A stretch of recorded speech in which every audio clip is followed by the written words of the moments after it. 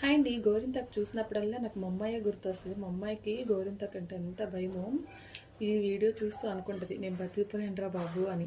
గోరింటాకు పెట్టుకున్నాక టీవీ చూస్తూ తినొచ్చులే అని జున్ను అయితే చేసుకుంటున్నాను. నేను ఇక్కడ చేసిన తప్పు ఏంటంటే పాలల్లో జున్ను పౌడర్ డైరెక్ట్గా వేసేసేపాటికి అది ఉండలు కట్టేసింది. ఆ ఉండలన్నీ మెదిపేపాటికి చాలా టైం పట్టేసింది.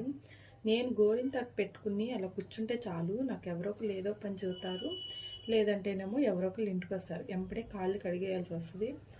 అందుకే ఫోన్లో చూశాను అనమాట. ఒక గిన్నెలో వాటర్ పోసుకుని గోరింటాకు దాంట్లో వేసి ఆ వాటర్లో మరి కాళ్ళు పెట్టుకుంటే పండుతాయి అని.